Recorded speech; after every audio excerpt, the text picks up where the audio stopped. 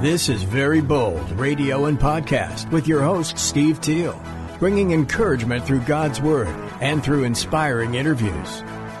Go to verybold.com for information and updates, and email steve@verybold.com. And now here's your host, Steve Teel. Steve Teel, Very Bold Radio and Podcast. Man, today's pretty exceptional. This is Brandon McIlwain. And let me first, before I introduce him, just say hi to Brandon. How are you doing today? I'm good, Steve. I appreciate you having me on here. Yeah, it's great. Man, I really appreciate this. I'm excited that you'd make the time for this. Now I want to tell our listeners and our viewers a little bit about you. You are an elite level athlete. Now, I know we're talking on the other side of your athletic career and athletic, all the achievements and success, but I do love talking to athletes that are difference makers. And you are exceptional, Brandon. So I'm just going to tell people, because I know you got a humble heart and all of that. So I want to lead by just saying I've got to interview some really world-class, elite athletes. The goalie for Canada that just got the silver medal. Love him and got to have a great interview with him a few years back. I've got another buddy who still, I think, has the record for the Nashville Predators for 4 goals in one game. I think he tied it with somebody else, and he's playing in Russia now. We've got these couple of guys playing minor league baseball now. And then I've got a soccer player that was one-time U.S. men's national team. So a lot. And then I've got a guy who's with the Yankees right now, was the Mexican League MVP last year. So some elite level athletes. I'm not even mentioning everybody. So if somebody's listening and like, hey, he didn't talk about me, my bad. But let me tell you about Brandon also, because how hard is it? I couldn't even get AI to tell me how hard it is to be a Division I college football SEC quarterback and a Division I NCAA baseball player. Like, that's crazy. And yes, there's a few guys that come to mind. I'm an OU guy, so naturally Kyler Murray pops right into my mind. Yep. Russell Wilson. There's a handful of others that have done it. But Brandon McIlwain, you did it. South Carolina, the Cal Bears.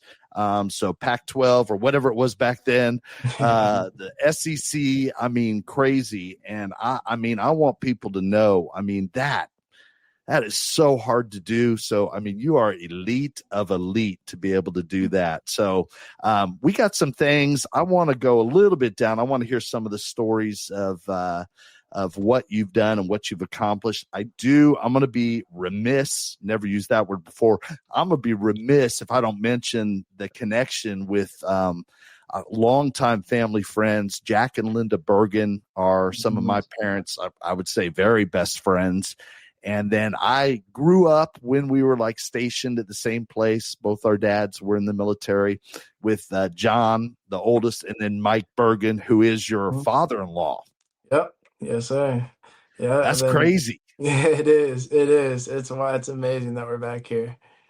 That's crazy to me. And I got to give a little bit of credit. I'm going to ask you a lot of questions, so just hang on. But I got to give some credit to Jack, because he was the one who linked us up a little bit. And I was pretty quick, man, I got to have an interview with Brandon. We got to talk about professional baseball. We got to talk about college football, college football, and your path and where God has you now and where God is leading you. So, and I'll tell you, it's a little on my end, you're just a little pixelated, but hopefully we're okay. So, all right. Yeah. On my end, everything's good. Okay, good. All right. I'm counting on StreamYard to come through then. So I want to talk, when I was just looking at some of your story, and we are going to talk about where God has you heading now and what it's like to be on the other side of some elite level accomplishments. But I also want to go back even to high school, because just so people know, if they're football fans, they know Elite 11, that competition, that's no joke. Yeah. So you were in the Elite 11 quarterback competition. doing great, and also this big-time baseball prospect. But even going back further, I want to talk about your baseball and football coach in high school and what they thought about you. So I'm just going to read a few quotes. Great article I found from the Philly Voice. Both your coaches, now I don't know how to say Coach Kalachi's name. How do you say that? You got it. That was right. All right. Yeah. I think I got Coach Schramm down. I think I can do that. Yeah. They said once-in-a-lifetime talent, unforgettable, strong-willed competitor, and selfless. Now, I know for a fact, I'm going to give some stats because I am a stats guy. High school alone, we're not even talking about SEC football freshman year, starting some games, throwing for several hundred yards, running for yards, same at Cal, before you turn your attention to baseball completely. But even back then, listen to this, folks. In high school alone, 10,000 total yards, over 10,000 total yards. That's crazy, Brandon. It was a lot of fun. We A had lot a of great fun. time on that football field. Yeah. Okay. All right. 6,500 passing yards, 3,700 rushing yards. What kind of quarterback were you? That's a lot of rushing yards. Who would you compare yourself to today? Oh, guys, today, man. We're starting to see a lot of quarterbacks who are really versatile and able to use their legs. One coming up was Russell Wilson. Yeah. And then another one kind of as things came along was Kyler Murray. And he's a guy who throws the ball extremely, extremely well, can spread the ball to all his playmakers, but then also will use his feet, and also can make plays with his legs. So those are kind of some guys that like to model my game after. I love that you mentioned the other guys that were playing baseball and as well. That's amazing. That's amazing. So, all right. Now I want to talk about your toughness. I want to talk about where this comes from, but let me just set it up because you're probably not going to bring it up. Your senior year of football, you led the team into the playoffs. I think you won the conference, maybe the first time in about 10 years or so that your high school did. Your high school is Council Rock High School North. Is that right? Yes, that's correct. Okay. All right. That's in Newtown, Pennsylvania, baby. Yes, You had a grade 1 sprained AC joint in your right shoulder and a fractured right thumb. Come on, man. So you didn't play. You missed like 5-6 games. You missed half the season. No. Yeah. No, that wasn't the case that year. Yeah. You played. I think you played. Your coach said with a separated shoulder, at least 150 snaps. I think the article said maybe you missed 1 snap. This is crazy. Look, you're a high school senior. You're set. You're going to go to South Carolina, be a Gamecock, play football and baseball. Yeah, that's already done deal. So it would have been real easy to do like a lot of athletes are doing these days, and I understand, but and just say, hey, man, I got to protect myself. I can't risk further injury. Talk to us about your decision. Was that even a thought? It really wasn't. Okay. The guys that I was with and that I had been working with and the people that I was around, like we had put in so much time and worked so hard towards something that it didn't feel I couldn't get that into my mind to quit at that point, to not see it through and to not play out that season. We were the first team in our high school history to go to the playoffs 2 years in a row. So it was a huge accomplishment for us. We had a really good group of guys. A lot of my best friends were on that team. And I was, especially in the moment, I was just thinking I would do whatever I could to help our team get a win. So if it was running the ball a few extra times because I couldn't throw it because of my thumb, or throwing a block on a reverse or something, then I would do that. So in those moments, I was like, whatever I can do to help the team, even if I am hurt a little bit, I'll do it. Yeah, hurt a little bit. Yeah, I love it. Football tough. Just a little banged up. Yeah, just a little banged up. Separated shoulder. All right. Well, let me get in the weeds a little bit with you, if you don't mind. And I know this is back. This would have been fall of 2015, somewhere around there. 2016, 2015. 10 years ago now. 10 years ago. Yeah, time kind of flies, doesn't it? It does. So with that thumb, that fractured right thumb, like how hard was it for you to throw a football, to grip a football I mean, you still threw for a bunch of yards. So what was the story there? Yeah, so the first game that I played I had a splint on my thumb. So I had a plastic splint over my thumb, and then we wrapped it to keep it in place. So any throw was more of a bubble pass or a push. There wasn't much grabbing of the ball. So that was very difficult, and but obviously we did a really good job of adjusting the game plan so that we could still make things happen and still have throw them off a little bit so they didn't know we were going to run every time. And then I believe the next week it was just the plastic splint Okay. with some tape, and then I put a glove on top of it. So to give myself a little bit more grip so that I could at least spin it just a little bit. And it wasn't easy. It wasn't easy. It might not even been the smartest, but it was a lot of fun and it was a great it is but we fought, I still was able to play some defense too. You Um played defense? I did, yeah. I think at some point with my thumb I had to take some time off on defense. But You were playing two ways? I Oh thought my that was God. easier. I thought it was easier to tackle someone than to throw a ball. So I was like, yeah, Yeah. I can stay on defense. So um Wow. but yeah, that was a difficult few weeks, but I mean, we fought and we found a way, and it's just a good testament and a good story of how, no matter what you're going through, you can still fight and find a way. Yeah. How hard is that just mentally? We're going to talk about mental toughness because obviously to be a professional baseball player and to be a D1 athlete in these two sports, you have to have a lot of mental toughness. I mean, there's no way you don't, Brandon.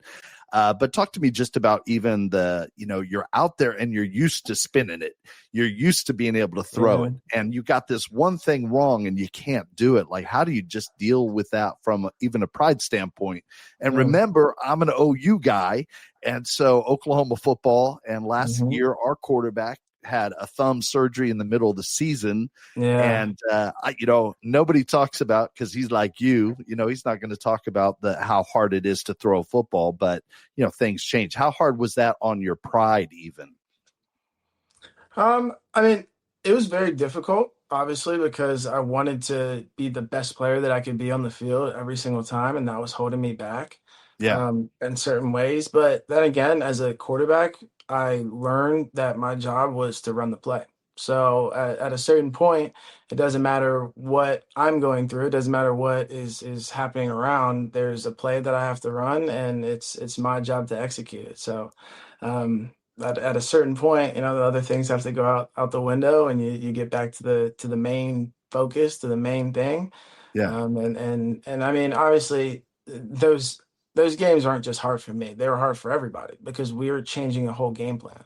Yeah. We have something that we're planning on doing all year, all off season, and then we have to adjust. So it's rallying behind my guys too. It's rallying behind everybody else who was also out there doing everything they can to make adjustments and make plays and win. And yeah, it's just figuring out together because I definitely couldn't win a game by myself with a broken thumb. I So got you. yeah, figuring out together.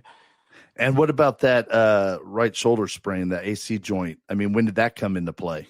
AC joint was all around the same Okay. time too. Yeah, so it was Wow.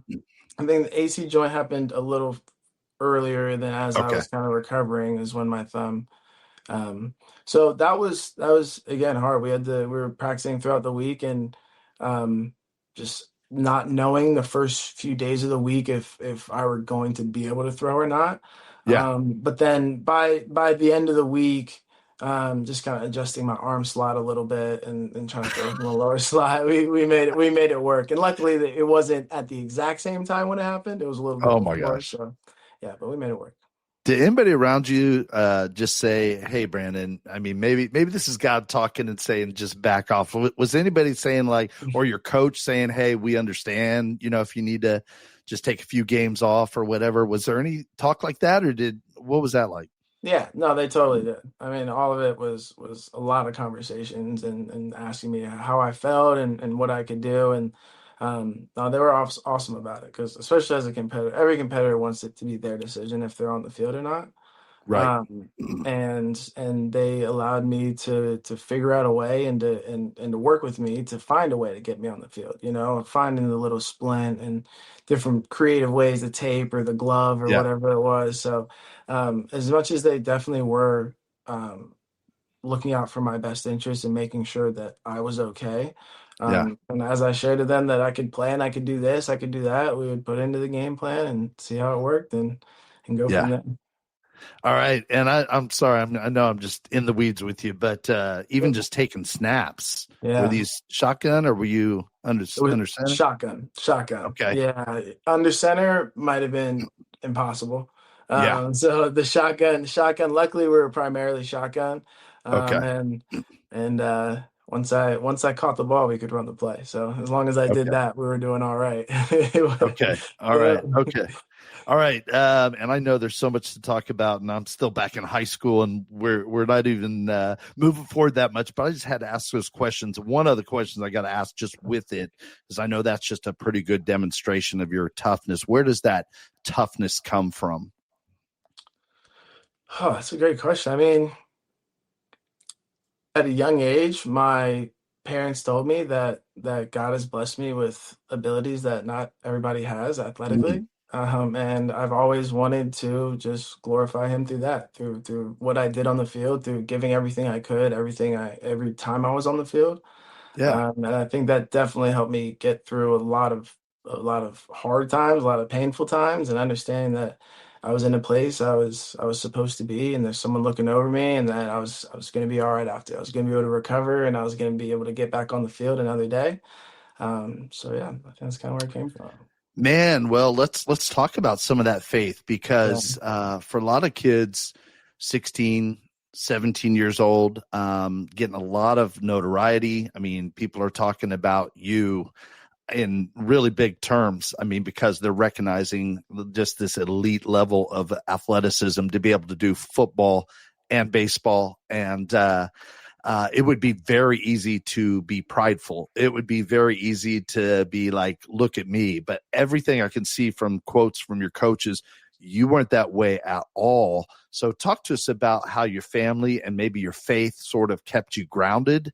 And if I was talking to your teammates, I have a feeling they'd say, yeah, that's just Brandon. But, you tell us a little bit about it. Yeah, well, I mean, my parents again would always tell me there's nothing that I could do on my own. There's always somebody else there. I always played team sports. I Yeah. wasn't an individual sport guy, and that was something that I loved. Like I loved working together with a group towards something. Yeah. Um, and I think like between that and my parents explaining to me that not like nothing that I have is given, nothing ever. Yeah. You have to work for everything. You have to earn everything. And even if you've been blessed with something, you have to work. You have to do what you need to do in order to make the most of it. Yeah. So I think that was like my parents also they would surround me with a lot of really, really good influences. I think that was huge. I had great friends, I had great teammates, I had great coaches all the way up, who were always trying to help me to become not just the best athlete that I could be, but also Yeah. the best person and to continue to help me on my journey through life, not just through sports, because Right. sports ends for everyone someday. You got to do something else, and it's really important that you're developing the other parts. Even though sports are going well, my parents would just they'd make sure that I knew that it's gonna end at some point, and you're gonna have to do something else to make sure you're a good person in every part of your life. Man, how it's just seems like it'd be so hard at 16, 17, 18, just to, I mean, even be that mature to imagine just that. I mean, I think of many professional athletes, it's just, you just think it's going to go on forever. I mean, you just don't imagine that your body is going to slow down or whatever. So what a testament to your parents, your family, and also to you, that somehow you were seeing that, having that perspective, I would say. Man, what kind of advice would you give to some young athletes that are coming up, and it's a different world already than the world you grew up in, even though it was not that long ago. If you were right now, you'd have people throwing all sorts of money and financial offers to you, crazy. But how would you advise a young athlete that is getting some accolades and getting some attention, how to keep their head on straight and have that perspective? You got to keep the main thing the main thing. Where you are right now is amazing, but there's always going to be the next thing. You have to continue to Yeah. work. You have to continue to do the things that have been making you successful, but then also pay attention to what you're not as good at, because those are the things that are really going to take you to the next level. So it's like really Whoa. focus on. Obviously, you want to continue to excel at the things you excel at, but um, there's always room for improvement, and no matter what place you are, if you have a ranking or anything like that, like realize that like you want to be the best version of yourself, and Yeah. not in any way comparing to someone else. You want to do everything you can, morning, noon, and night to make yourself the best version of yourself. Yeah, that's good. All right. I want to ask a leadership question, and it's going to be an awkward one. Sorry. But I mean, I don't have your teammates talking about you right here. So I got to ask you, like, as a leader, what kind of leader would people say that you are? Some of your teammates from college or high school. And I know you're a humble guy. So, but how did people kind of see your leadership, do you think? I would say I lead by example. Okay. I think definitely in the way that I work and the way that I go about my day and the way that like I train, and then also kind of the mentality that I bring day by day. Like I really, really, really do everything I can to avoid complaining, to avoid the negativity, to keep things positive. Yeah. And I think that's like the biggest thing that they would say about me as a leader is that I'm gonna bring positivity consistently. What's Um, that positivity look like for you? I mean, how did you put that on? Because I know that carries over for life. I mean, that carries over for your new career. That yeah. carries over for as a husband, as a father. I mean, everything. So, what's that positivity look like? Give us an example from, a time when you just, man, you could feel like, I know in sports, you can just kind of feel like, oh man, kind of people are losing confidence or whatever. I need to bring that positivity. Can you think of a story from either high school, college, or professional baseball? Yeah, honestly, the first one I came to mind is a little different, but it Let's hear was it. during like we would do like sand pit training and in the off season in football. And those Yeah. are some of the most grueling days. Like there it was hard. It would be early in the morning. Everybody's out there. But like I remember one time we were sitting in a squat and it was just the end of the workout. It was like if everyone sits it like there wasn't even really an end in sight. But Okay. it was like we're gonna be in this squat for a while until the coaches were happy. Yeah. And I was like, all right, then I'll be happy. And I was smiling. And I was sitting there just like, yeah, excited, like clapping, excited, smiling. And I remember they pointed that out as like, there's anything that you're going through, you have a choice of how you're going to react to it.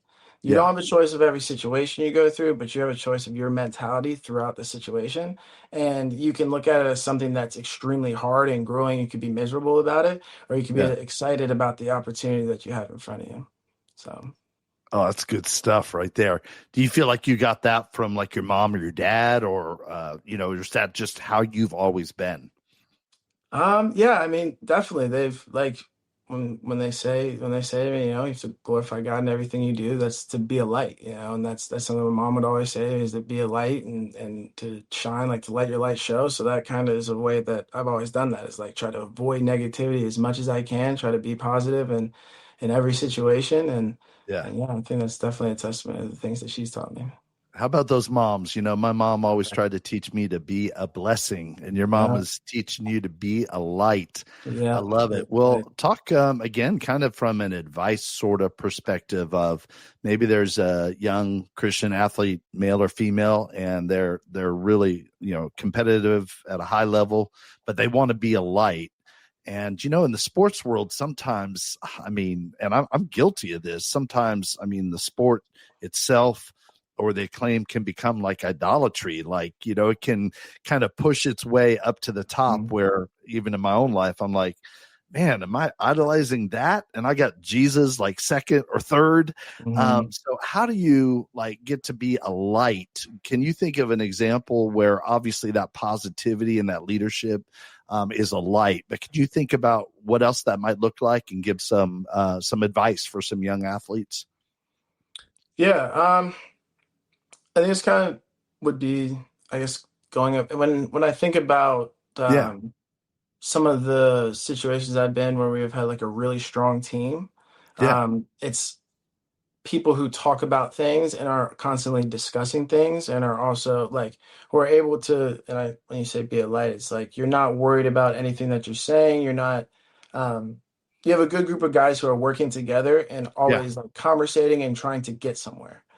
yeah, Um and I think that's huge. It's super important that, when you have a good clubhouse, you have a good locker room, it's guys that have one purpose. And now that doesn't necessarily have to be a shared faith, but yeah, when you have those shared ideas, when you have a strong will to win, when you understand what preparation does for you, yeah, and when you understand that also like reviewing and going over mistakes and being willing to make mistakes and different things like that. Like when you have a team and a yeah, group of people who work together like that, everyone gets better. Everyone does a little bit more. So really the advice that I would have to somebody would be to find that group of people, to build okay. around that, to get together with the people on the team who are like-minded and think the way that you do and want to get better, and then watch how that spreads to the rest of the team.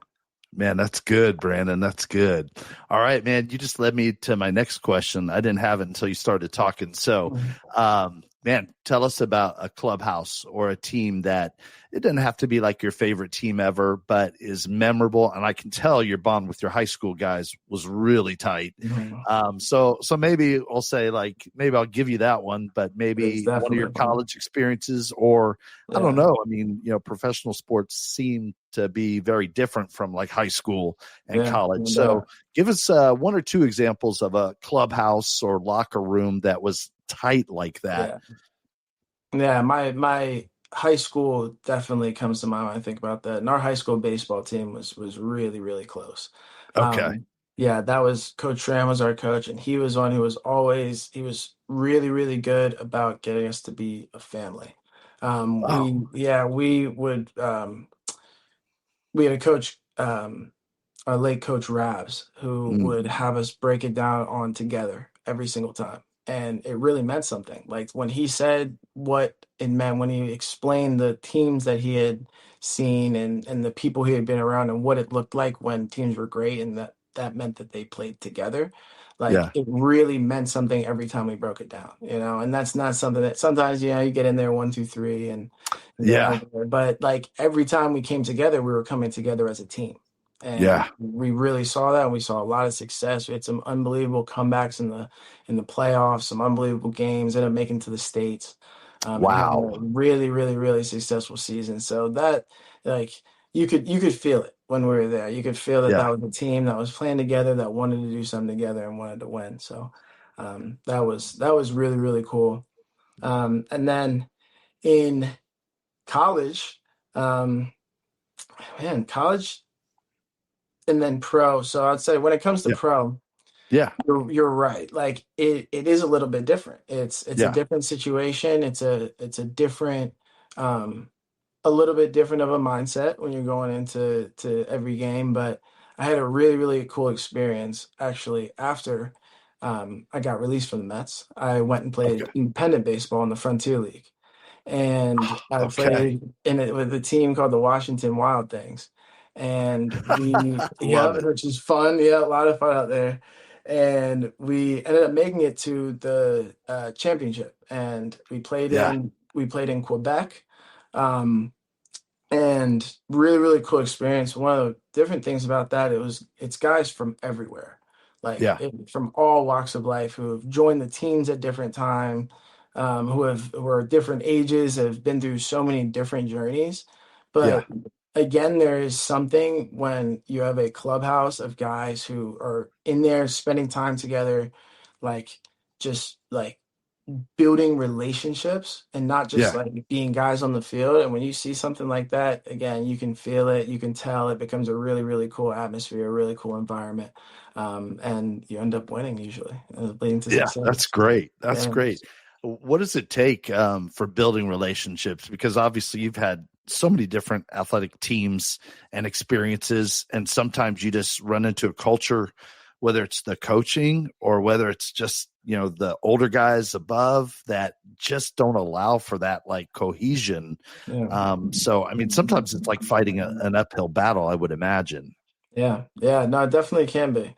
Definitely can be. But one of the things I guess me and my teammates would realize is that, when you're on the field and when you're out there doing stuff, there's guys that are going to fight together, and those are the guys that you want to be on the field with, you know. Okay. Yeah. Yeah, that's good stuff. That's good stuff.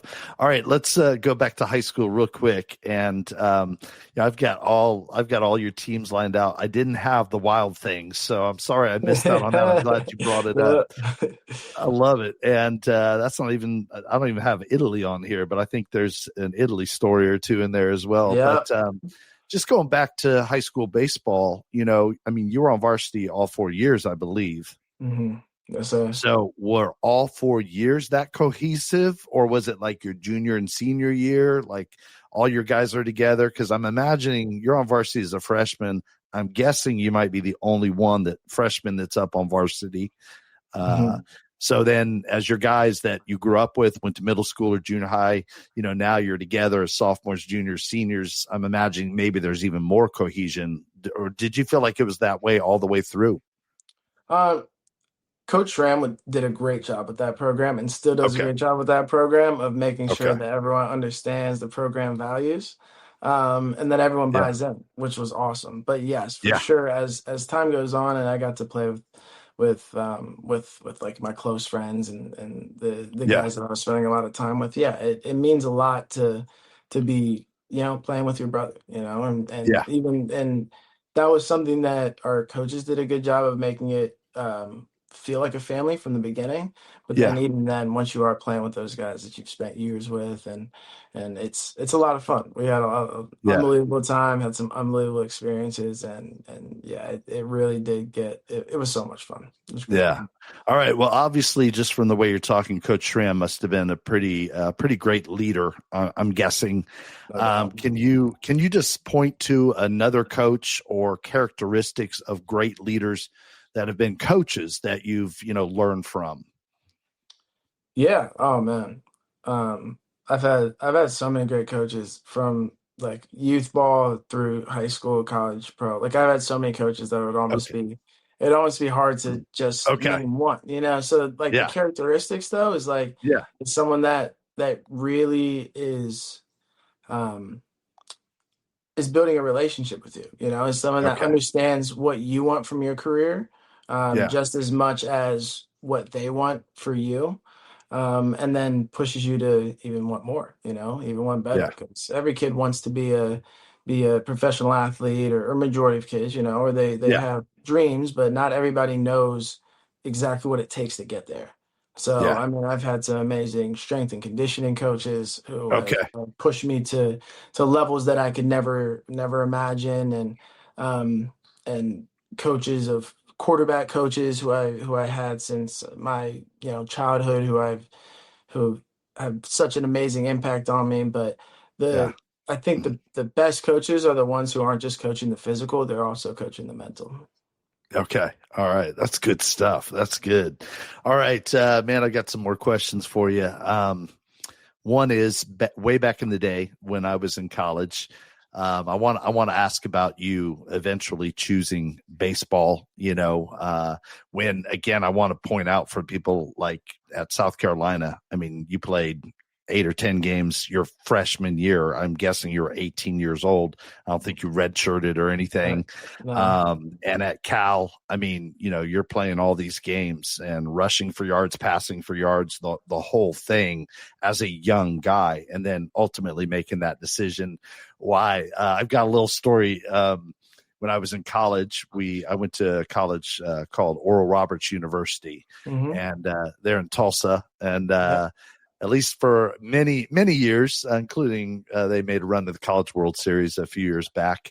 They're a baseball and basketball school, but baseball's pretty big. And we had, during my time, which is, the late 80s, mid to late 80s, we had a player from Pennsylvania. In fact, I don't remember which town, but his name was Bob Zupsik, and he went on to play for the Red Sox. But he was an all-state quarterback, for high school in Pennsylvania, and a stud. And everybody wanted him just like they want you. And I got to meet him. We were at a pizza joint, and I was just asking him what I'm about to ask you, like, how did you choose, baseball? Because there was no football program at Oral Roberts. You're going baseball, and he made the right call. And at that time, they had, TV screens around, and what was on was playing like quarterbacks getting crunched. And I mean, like, it was, the timing was hilarious. And he just pointed up the screen, and he was a big kid too. And he's just like, that right there. So. Yeah. Yes. He was right. I think that definitely played a part of my decision too. You feel a little bit better after a baseball game than a football game. There's no doubt about that. Yeah. There's no doubt about that. Yeah. So what was it for you that kind of came down to it? Again, just incredible. I mean, most people don't even get the opportunity to play a college sport, and to be able to play two of the most popular and hardest to combine, baseball and football, even with, spring practices and all that stuff.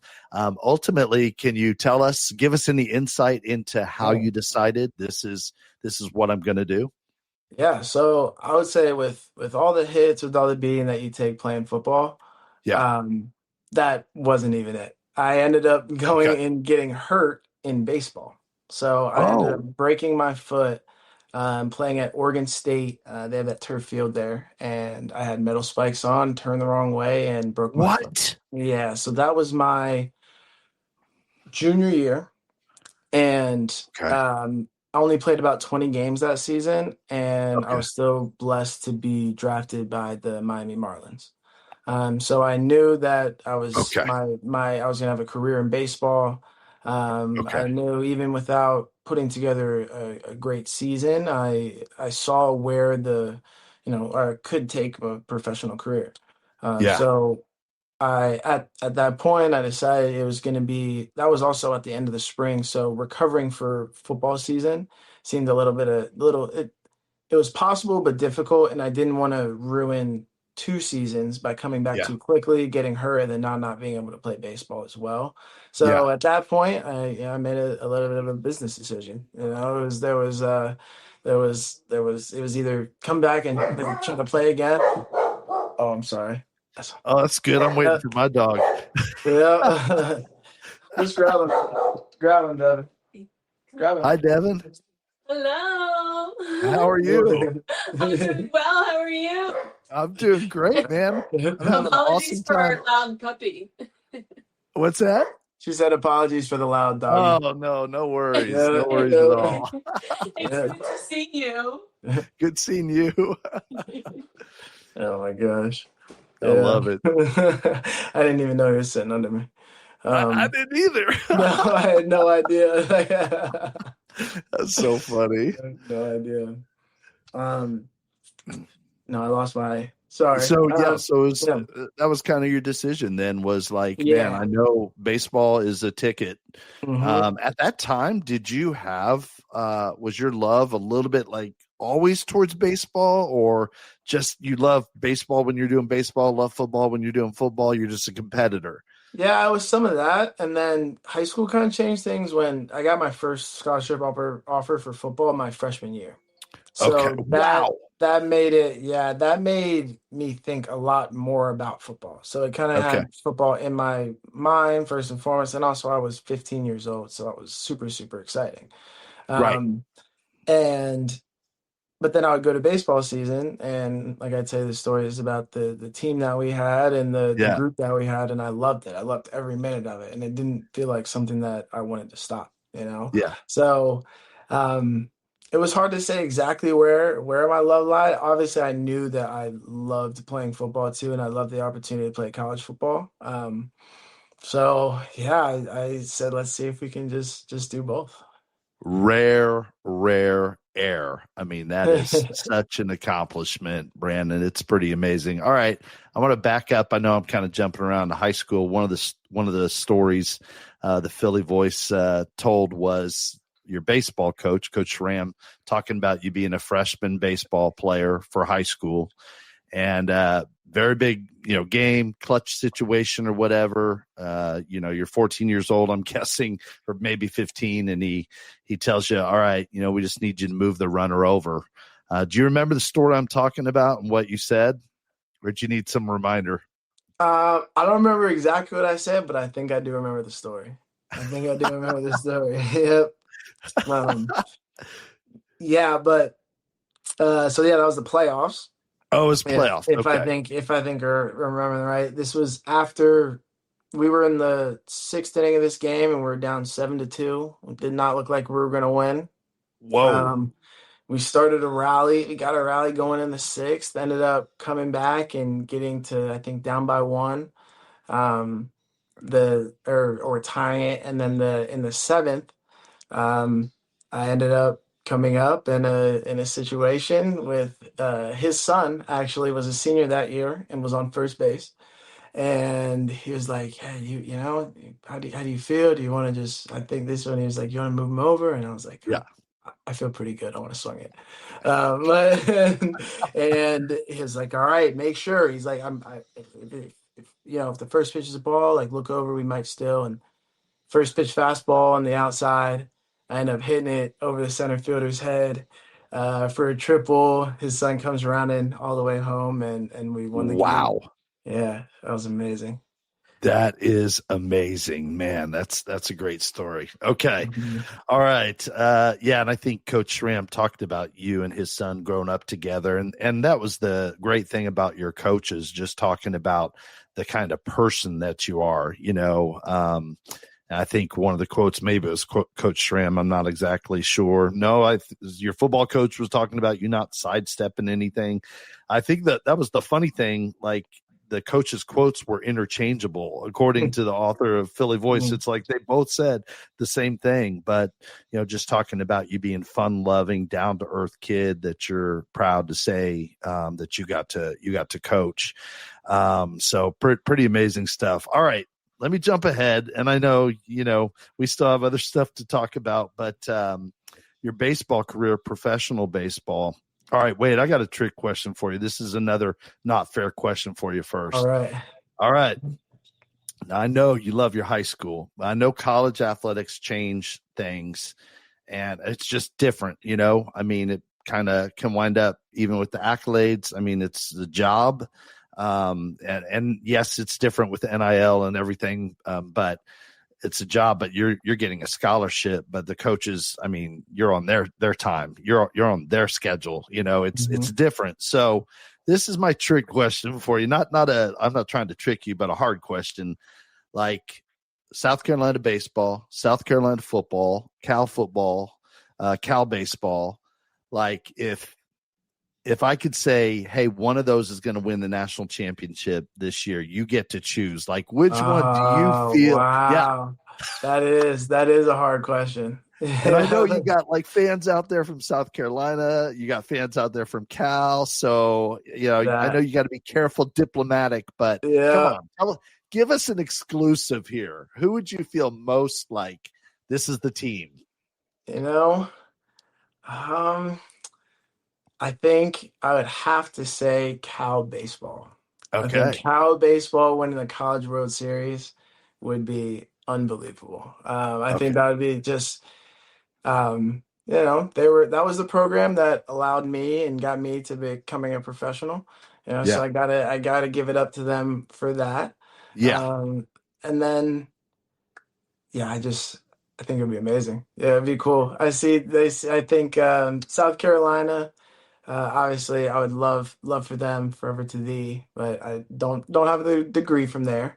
Right, and dude, then you got a degree from Cal. Yes, I got a degree from Cal. So that's that. I could say that, and then actually, I got a master's in sport from the University of Miami, and unfortunately we couldn't pull it off this year. So that would have been nice Whoa. to see that championship, but yeah, didn't quite get that one either. So Wow, yeah. man. Okay, I didn't know about your master's. I knew you graduated from Cal, which is not easy to do when you're. I mean, I don't know if you managed to eke out a degree before you went to the minors, or if you had to take classes online or what. But I mean, Cal, that ain't no joke. Yeah, no, I was fortunate to finish my degree while I was there. Crazy. Yeah, yeah, very You are fortunate. an achiever. Yeah, very fortunate and very Mhm. smart. I mean, that's pretty crazy. So, wow, way to go. Thank All you. right. Before we talk about what you want to do with your degree and what you're doing now, just a little bit about professional baseball because it is, I'm looking at your career and I'm looking at 2023 between double A ball for the New York Mets and triple A with Syracuse. Just I want to give some stats. They're pretty impressive. I mean, 460 plus at bats, 30 doubles, 12 home runs, 70 RBI, 20 stolen bases. And the highlights that came up, fortunately for me, on somebody's Twitter, maybe your dad's, maybe your mom's, but I mean, we got grand slams in there. We got walk-off home runs. And I'm talking about Syracuse now. I'm talking about triple A this close to the big leagues. We're talking about the diving catch in center field. I mean, amazing. It's still out there for the world to see. And that just looks like you're poised. And this just seems to talk about the cruelty of professional baseball because I mean, you have the talent. You could have made it. I don't understand how sports could be so cruel. It I is. mean, it just looks like you're poised in 2024 and 2025. Man, can you just walk us through? I mean, what an incredible season and achievement, and that just tells me I know you could play big league ball. And Mhm. I'm sorry you didn't get that opportunity because you obviously have the talent. Yeah, I mean, that was an unbelievable season. That was so much fun. Actually, the story of getting called up to AAA was me, and two of the guys that I came up with, um, and throughout the org, all hit walk-off extra base hits in the first week that we were there. So Really? we had a great time. Again, a great group of guys who were up there trying to accomplish something. Yeah. And it turned out really well. There was a lot of success in it. Um, yeah, but baseball is it's a game that involves a lot of luck. Okay. That's on the field, and even if the ball hits the ground or not, you can hit it as hard as you can, and it Yeah. can still land in somebody's glove. And Yeah. I think kind of that's what you realize throughout baseball is part of the game is that you work as hard as you can. You work every single day. You do everything you can, but still, sometimes you're not going to hit 300. Not Right. many people are going to hit 300. Right. So like I had a lot of success, but also there was a lot of like structural change with the Mets when I was there. There were multiple GMs, multiple coordinators, directors, and when you're going through change, there's a lot of change that happens. So then in 2024. I just ended up being part of that change, and um, yeah, that's the game. There were a lot of people there's a lot of people who go through that every year, and it's kind of one of the things that a lot of people don't necessarily know about the professional baseball is that there's a lot of people who have a lot of success and are doing really, really Right. well, but it takes a little bit of luck to end up making it to the big time. So, yeah. That's crazy. I mean, that's just stuff that we don't, understand and get. But I mean, it makes sense. Unfortunately, I mean, it doesn't make sense, but organizational changes if it's Hmm. unstable. And then if you have a different GM or different director of the farm, whatever, and then they've got their guys that they've drafted or whatever, and it's easy to see kind of the politics that could come into play.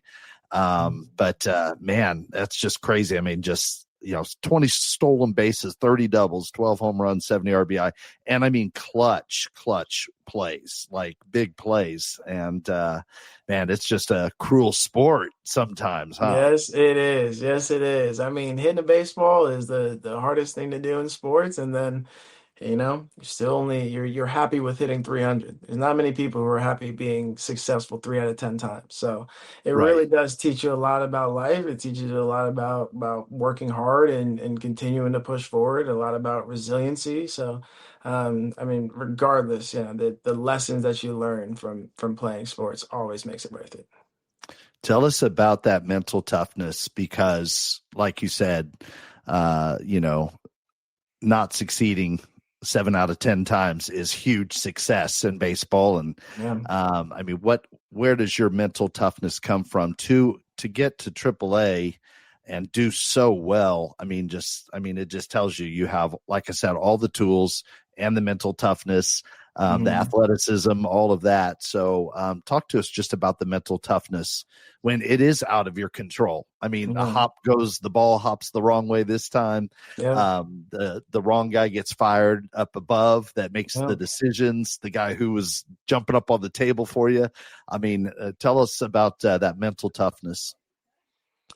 Yeah. Well, I think kind of where it comes from is just understanding where that everything that I've had and everything that I've gone through is a blessing. That God has Oh, blessed me with all these opportunities, so that like even when things are hard, even when things don't go your way, it's not my place to try to figure out why and to look at why. It's my place to continue to push forward and to be the best version of myself I can be, and I yeah, think that's really like that's baseball will also humble you. And yeah, if you're sitting there and if you're whining about something or if you're feeling bad about yourself, nobody else is, yeah, and you learn that very quickly. That next pitcher still wants to get you out. And he's not going to right, give you one just because you've had your 0 for 8 or your 0 for 10. right, Like there's nothing you can do but pick yourself up, keep working, and get back after it. And then the next yeah, time you get out there, who knows what could happen? You can hit a home run in right, your next at bat, right, So right. that's in everything, in every part of life, Just go after it one more time, see how it goes, and you might hit that home run. Love it. I love it. All right. Talk to us a little bit about your faith during minor league professional baseball. I mean, different people react different ways. Everybody goes through phases, sometimes where they're a little bit stronger in their faith. Sometimes whatever circumstances, you get a little bit weaker or kind of lax. What was your experience with your faith in trying to navigate this crazy world of professional baseball? Yeah, I mean, well, we play 6 days a week and we play on Sunday mornings. Yeah. Sunday morning is it's when most people are, people of faith are going to church, and that's not Right. something that we could do. Yeah. So it was great that I think I'm not sure. I don't remember as much my freshman year, but I mean my first year. But as I was going on in pro ball, like we would do chapel, Yeah. and we built a good group of guys who would go to chapel, who would be consistently in there on Sunday mornings, and just building a community again. Yeah. And because it is hard, it's Right. a there is a lot of failure. There is a lot of people, and also you kind of there's a lot of competition, so you're Yeah. looking around and it's like you want to be like things continue and move so fast during a professional season, Yeah. and it feels like you're in it, in the grind. There's so much going on, you really don't even have a break, but Yeah. it's kind of understanding and resetting and going back to the source at least that one time a week, Yeah. at least sitting down for chapel, hearing a testimony, hearing the word, Yeah. and then and really just leaning into it as much as you can, taking what you learn and going into your week, But I Yeah. really think community is a huge, huge thing. Yeah, that's good stuff, Brandon. That's good. All right, man, if you don't mind telling us a little bit about, okay, so you go and play in Washington, you get your released, and that's another pressure that we haven't even talked about. Like you're on a team and you're doing great, but somebody's struggling, all of a sudden they're released, Oh, and you kind of that's always over your head. Like, I mean, is this my last game? Is this my last at bat? I mean, yeah. that's crazy. It is. So talk to us about like, man, I'm sure it's pretty tough when New York releases you, even with all the politics, I'm sure, and all that stuff. But Yeah, how did you decide, like, okay, well, I'm going to go catch on with some indie ball? I mean, talk to us about that. Yeah, well, as soon as I got into my first spring training with the Mets in 2021, Yeah, it was obviously right after the COVID season when it got canceled, yeah, and they had also started to reduce roster sizes. So ah, there were going to be less people, and I saw just week after week, there were guys getting okay, released, less people in the locker room. So he kind of was like, try like you just right into it. I got to see yeah, it at a lot quicker pace and a lot higher rate than the majority of people do when they get to pro ball. yeah, Um, and it's not something you ever get used to because yeah, there's a teammate, something that you're spending every day working with is there one day and gone the next. yeah, But again, kind of another life lesson is like things are going to go on. Like you still have yeah, to go out there and perform the next day. And there are some yeah, moments that are very sad. There's some yeah, moments that hit the whole clubhouse. It's not even just you or like a close friendship you had. It's like a guy who had been in that clubhouse or been on that team or been in this organization for years. yeah, Um, okay, and you just kind of you get together with your teammates and you rally, but you just keep pushing forward. You keep in touch with those guys. You hope the best for them, but like when it comes down to it, you start to learn in professional baseball, you have a job to do. And there's a lot yeah, of stuff and like you handle the things that you need to handle off the field, but once you get onto the field, you got to focus on what you're supposed to focus on and get the job done, you know? yeah. Wow. Um, Okay. All yeah, right. yeah, but then I guess to kind of wrap it Yeah. to the question with me getting released and moving on, it like it's something that everyone has thought about, but you don't really expect it at any point. Or I guess you Okay. kind of have an inkling of it because playing time changes a little bit, things do go on, so you have an idea of kind of where you are and what's happening. Yeah. Um, but when it actually happens, that's not something you can really prepare for. Like I had to take a little while. I had to take some time. I had to figure Yeah. out exactly what I wanted to do and what I was going to do next. Like it was at a time where it was right after the draft, or the draft was coming up. So they weren't going to be picking up free agents in my situation, minor league free Okay. agents. Just wasn't going to happen. So Wow. I had to figure out what was next, and I started looking into the indie ball teams. I came across the Wild Things and ended up having one of the best baseball experiences I've had in my life. Yeah. Yeah. Again, things are gonna go, things will move forward. There's always gonna be another blessing in front of you. Every opportunity is a blessing, so just keep moving, keep going. I love that, man. That's really cool that you had such a positive experience with the Wild Things. Man, it's Now, great. did you play in Italy after that, I or was that? did, yeah. So that was 2024 when I did that, and then last season in Yeah. 2025, I was out in Italy for 7 months. So I lived out there. Yeah, I learned a little bit Whoa. of Italian. I got to be in the culture a little bit, and play in Serie A in Italy, which was Series A. But Right. it Right. was Just like really, soccer. really, Yeah. yeah, just like soccer. Yeah. Yeah, and then it was a lot of fun. It was a great league, really good competition. Okay. There's super international. It wasn't like Okay. there are a lot of guys from the Latin countries. There's a really big presence of guys from Curacao in that league. Okay. And I mean, I on my team, I think there were 7 different languages or 8 different languages that were Wow. spoken. Yeah. So it was once in a lifetime, like I don't know any other places where you're really going to be able to see that a group of people who have 20 people on the team and you speak 7 or 8 different languages. Yeah. So it was such a cool experience. Nothing like I've ever been a part of. And also really cool to be in that culture, to learn a lot about that culture and kind of see the way they do things there. So it was great. It's a Yeah. great That's cool. Now, was experience. Devin with you? I forget when you guys got married. Yep. How long have So you? we've been married for a little over a year now. Wow. Um, Newlyweds. Oh my yeah, gosh. yeah, and that was actually the first real place that we lived. Like the first time Wow. where we really started to settle down for a little bit, it was in Italy. So that was great, but we set some high expectations. So we gotta we'll see where we go from there. So there wasn't a big culture shock or a feeling of, man, we're away from everybody. I mean, you seem like a kind of guy who's going to adapt and adjust and be flexible and enjoy like you're positive. So you're like, I'm Yeah. here, we're in it, let's go, is what it seems like. Yeah, and there were definitely some struggles. Like there were a Okay. lot of struggles. Yeah, but Okay.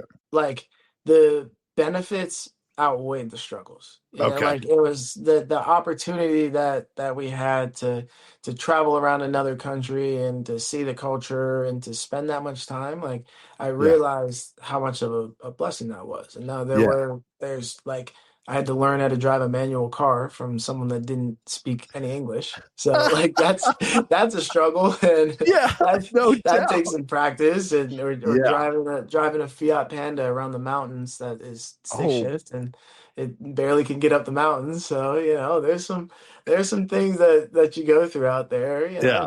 Run into people that don't speak any English. So you Yeah. have to find a way to communicate. Yeah. But all those things are such cool life challenges that I never expected would have happened because of sports. I could have Yeah. never expected I would have been in those situations because of baseball. And again, that Yeah. is such an unbelievable blessing. Yeah. Wow, man, that is awesome. That's great. All right. So at the end of that season, I mean, was that when you decided, I mean, this is fresh. This is like, Yeah. this is fresh. Is that when you decided? Are you still open if an opportunity came along? Or is it like you're moving on to the next stage of your life and career? Man, these are pretty So personal questions I'm asking, Brandon. So, yeah, no, totally fine. Totally fine. I mean, I am like when I finished the season in Italy, after being out there for 7 months and being away from family, I definitely knew that I wanted to be back close to family for a little while. Like that okay. was as much as it was awesome. It was like I would not trade that experience for anything. That is far Yeah. from, that is far Right. from loved ones and everything. So and for, for me and my family, we want to be back closer to family for a little while. Yeah. But am I retired? I think so. Yeah, Okay. I still have some um a few offers actually from teams in independent ball and from overseas, and Okay. there are people who come out of retirement. So like for the time being, I am retired, and I'm Okay. really excited about the company that I'm working for now. Called Okay. Trinity Bat Company. It's Okay. a faith-based company, and it's under new management. Actually, one of my buddies who I played with, and the manager of the St. Louis Cardinals, they came together and bought the company about 2 months ago. So it's a Whoa. company that's been around for 20 years, but is now under new management, and they hired me on recently. And I've been having an unbelievable time doing this. It's been great. I've been able to reconnect with pretty much everybody that I've played baseball with, or everybody that I can find. And also, spread my faith while doing it. So it's been a great opportunity. It's something that I know I want to continue, and I think it could be a long game thing for me. Okay. And this because the company is amazing. It's great ownership. It's great values, and but if a couple months of baseball could line up with helping them sell some bats, then maybe. I Yeah. love it. All right. You were telling me by text just you had a full weekend of some baseball watching Yeah. and everything. What was that like? Yeah, so that was amazing. That's what being a part of Trinity Bat Company has allowed me to do. Is Okay. this weekend I've been going to like all the different spring trainings. Yeah. But this weekend was a really cool opportunity because a pitcher who I got really close with on my team in Italy is Oh, on the Netherlands national team. wow. So they are training in Fort Myers, and that's Yeah. only about 2 hours from me. So I decided to go down there, bring Trinity Bats out, and show them what we do, show them our product, kind of show them our vision and what the company is. And come to find out, the next day, the Italian national team and the Netherlands national team are playing an exhibition. Wow. So now a bunch of the coaches that I played for or played against, all the players that I played with and played against, like I knew probably half the team from being out there and playing on the team. I got to reconnect with those guys. get some more bats in their hand, which is really Yeah. exciting.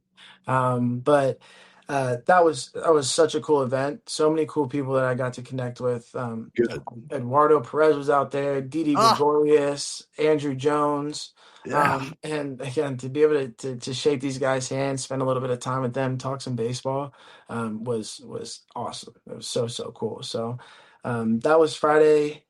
Um, that was Friday and Saturday, I believe, and then Sunday or that was Thursday and Friday, and then Saturday and Sunday I got to go to the Boston Red Sox spring training facility and the Cool. Tampa Bay Rays spring training facility to connect with some guys, meet some people, be around their facility, see what they had going on, and get some guys some bats. So it was great. Man, that is really cool. That is really cool. Wow. Mhm. It sounds like it's going great and you get to be in your element. So man, that's a great opportunity for you, huh, Brandon? Yeah, it's great to stay in baseball. That's something that I Yeah. know I definitely want to do. And Okay. again, that this opportunity came along was such a blessing to be able to stay in the game. So, Yeah. um, stay in the game and again promote the beliefs that I have and to give my gratitude back. So, Yeah, um, that's good. I love it. Okay. Another unfair, hard put you on the spot question. I know you're enjoying this job and I know you'd like to be around baseball. What would be, and you can think about this for a second, like mhm. today, like your dream job? If somebody just said, okay, Brandon, what would be your dream Dream job? job. That is I know it's hard. a great question. Yeah. Let's see. I would say my dream job would be to be either the GM Yeah. of, let's say, Miami Marlins. I Yeah. live in Miami. Miami's great. Or Tampa Bay Rays, that's right here. Yeah. Or even like athletic director at the University of Miami or at Cal Berkeley. I think Yeah. those one of the two, something in, at the administrator of the front Yeah. office, something like that for Yeah. a sports organization. Oh, that's really cool. So you Mhm. are more of a front office like type guy than a coach thinking, I mean, like down on the field, so to speak. Yeah. I that's a thing that I've been working through, because I've also talked to some people about coaching, Okay. and that is something that I'm thinking about going into in the next part of my career. But yeah, I've when I got the master's in sport, I got to see a lot of different and like understand a lot of different parts of like the front office side of it and the way like a lot of that was the background of how things work. So I took a lot of time studying it and learning a lot about it. Yeah. And I think it's super interesting right now. So yeah, Yeah. like on the field part is kind of what I've been doing. I've Yeah. been on the field, I've been playing, and right now I'm like, it's obviously I'm still working out, still interested in swinging, still interested in all that stuff, but Yeah. the on the field stuff, but the behind the scenes stuff is also really interesting to me right now. Interesting. Yeah. I love it. I love it. All right. Any we'll finally wrap up. I'm sorry, I bet dinner and y'all are Oh, gonna no be late for problem. This has dinner, been but great. This is great. oh man, I really appreciate it and just excited to hear about you and about what I mean, who knows what God is gonna do. But whatever it's gonna be, you're gonna be a leader and you're gonna be a light and you're gonna be a difference maker for sure, Brandon. So Thank you. excited to see Yes, what sir. that is. Yes, And sir. I love that you enjoy the process, which is really helpful because the process sometimes is kind of a winding road. So that's really great too. But any just kind of closing words of advice? Again, it could be for an athlete or maybe even this is a little bit different, but professional athlete like newlywed, Yeah, like yeah, or obviously you and Devin have been together for a while, so yeah. like what kind of advice do you have? Let's go with that, just for somebody in a serious relationship. You're navigating a different kind of world in professional baseball, so any Mhm. advice that you have? Yeah. Whatever you do, do it 100% and do it with all of your heart. because then you'll do it to the best of your ability, and you'll Mm, even find strength that you might not have known you had. You might yeah. find something that, yeah. So if you're doing something and you're not doing 100%, or your heart's not all the way in it, you're never going to be the best version of yourself. So Yeah. understand where blessings come from. Yeah. Understand how amazing it is for whatever situation you're in, or whoever you are. Like, especially when it comes to marriage, it's like, be all in. Yeah. Dive into it. Talk about the hard things. Mm, Find what you love to do together. Find where you want to be, what you want to do, and just make sure that you take the time to figure out what you want, instead of just letting life go by. If that's you know what you good. want, you can attack it. So, Man, yeah. that's good. That's good for all marriages, Yeah. That was good. All right. Great. Last side note. What are some things you and Devin have found that you really enjoy doing together? Yeah. Oh man, we love playing sports together and being active together, and Okay. that's always one of the best things. And even more than that is like being outside, just Okay. being in the fresh air, enjoying, appreciating nature, whether it's animals or being on a court or being on the water or whatever it is. Just being Yeah. outside, appreciating the sun, appreciating the blessings of the world that we have Yeah. here. It seems like every time we do that together, we're happy. So that I keeps love us it. true. Yep. And I then love again, it. then another thing that we Yeah. found, we have a beautiful church by the sea, that Really? is right down the street. Yeah, walking distance from our place, church by the sea, and we absolutely love it. So that has been a great place for us where we can just dive into our faith. We love the music. We're coming up singing the music. So that's another thing that we've been doing together that's been amazing. Oh man, that's good. That's so good to hear, Brandon. That's Yeah, it's been great. great. I love it. I love it. All right. Well, that's Brandon McIlwain. Man, I'm talking about rare athlete, but rare person. And you could see it just from the quotes going back to high school. Like high school, not everybody has it figured out. But if anybody had it figured out, it was Brandon. And just hearing those coaches and what they said about him and who he is, he really is a light. So good job, mom and dad.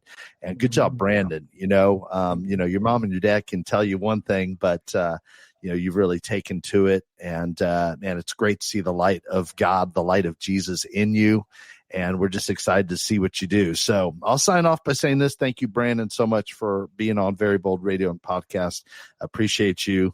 And don't Thank go you, away. Steve. Don't. And I'll just say this. I'll sign off with this the way we always sign off. Just, man, the hope of Jesus Christ is so real. It's so real, man. It's life. It's light, and we need him. We need his forgiveness of sins. We need his grace. We need his purpose. And when we are in tune with who Jesus is and how much he loves you, it just changes everything. And because of that, then we can have a hope, like during the process and during the challenges and the ups and the downs and the figuring it out, that that God is really the author of the story, and he loves you. He loves Brandon. He's enjoying the story and what he's creating for Brandon and for Devin. Because of that, we get to be very bold. That's where very bold comes from, is just thinking about the hope and love of Jesus Christ. Now, Brandon, the Apostle Paul, he said it a lot better than I can. So this is how we'll close, and I'll talk to you off air for just a minute. But the Apostle Paul said in 2 Corinthians 3:12, therefore, since we have such a hope, we are very bold. Very Bold Radio and Podcast with your host, Steve Teel, bringing encouragement through God's Word and through inspiring interviews. Go to verybold.com for information and updates, and email steve@verybold.com.